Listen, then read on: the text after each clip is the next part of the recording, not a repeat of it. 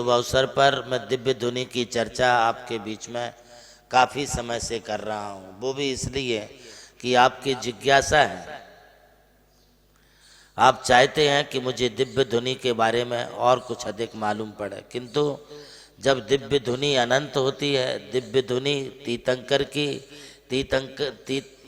दिव्य धुनी केवल ज्ञानियों की होती है और केवल ज्ञान अनंत होता है, तो उस अनंत केवल ज्ञान के बारे में या उस दिव्य धुनी के बारे में पूरा कैसे कह सकता हूँ। फिर भी आपकी लालसा है,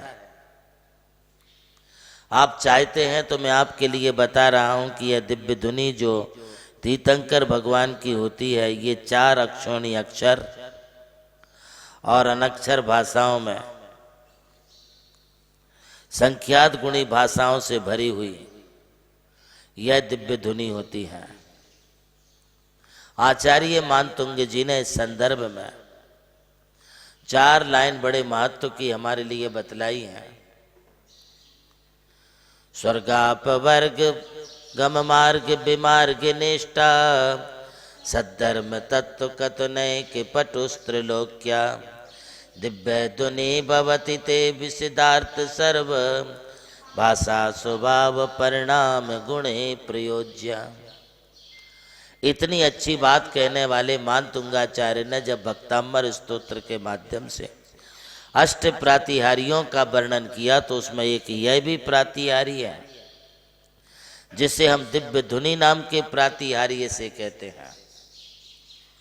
कैसी है भगवान जिनेन्द्र देव की वाणी? तो आचार्य कहते हैं कि स्वर्गाप वर्ग गम मार्ग विमार्ग निष्ठा, यह प्रभु की वाणी स्वर्ग और अपवर्ग के मार्ग को दिखाने वाली है एवं हमारे लिए संसार के उन मार्ग से बचाती है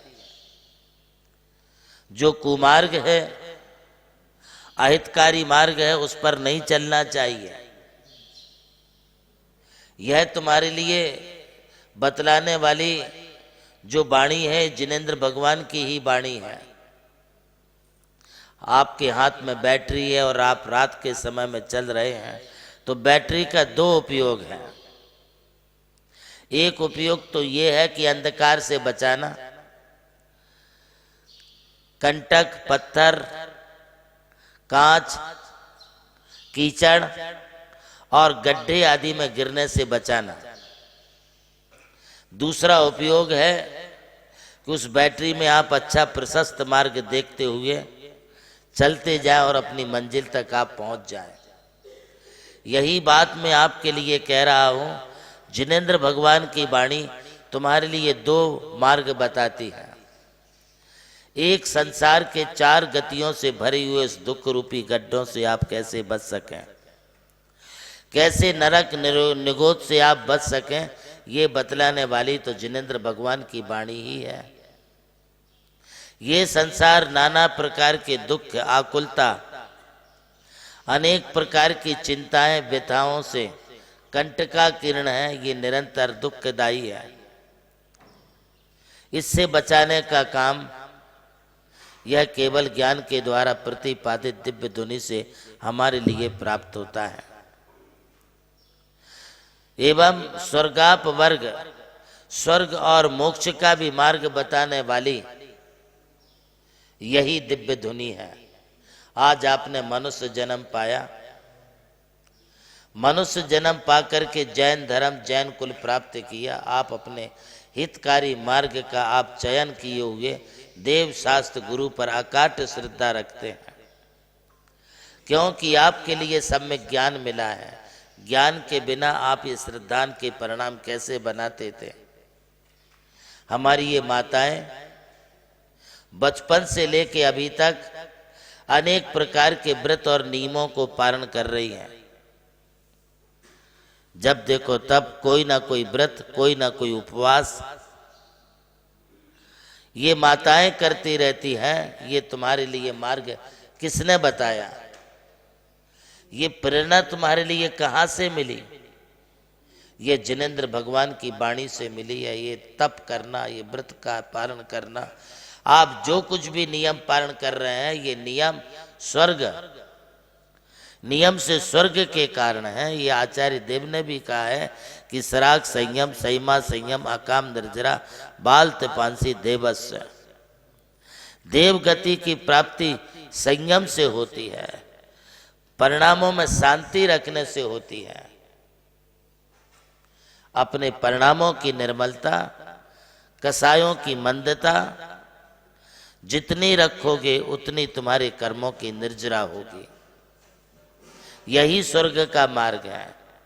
अपवर्ग अर्थात मोक्ष का मार्ग तो कठिन तपों से अपने तन को, आत्मा को तपाते तपाते जिन्होंने गहराई के साथ ध्यान में प्रवेश कर लिया है, वे ही अपवर्ग अर्थात मोक्ष को प्राप्त करते हैं। आप सभी रोज नए नए विषयों को सुन रहे हैं। अगर आपके मन में कोई जिज्ञासाएं उठ रही हों तो आप हम तक जरूर पहुंचाएं। आपकी उन जिज्ञासाओं का समाधान भी इन्हीं प्रवचनों के माध्यम से किया जाएगा। मैं आपसे आज के प्रवचन में से पूछना चाहता हूं कि बताइए, भगवान की दिव्य ध्वनि कौन से मार्ग को बताने वाली होती है?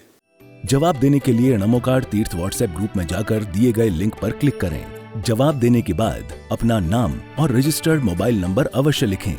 विजेता का नाम आज ही शाम 7:33 पर प्रसारित होने वाले कार्यक्रम प्रज्ञा श्रवण देवनंदी जी महाराज के मंगल प्रवचन के दौरान घोषित किया जाएगा। विजेता को मिलेगा चांदी का सिक्का और वो बनेगा आज का नमोकार स्टार। नमोकार स्टार प्रतियोगिता के सौजन्यकर्ता हैं श्री जमुनालाल जी, श्रीमती लक्ष्मी देवी जैन हपावत एवं हपावत परिवार मुंबई। आयोजक श्री नमोकार तीर्थ ट्रस्ट चांदवड़ नासिक।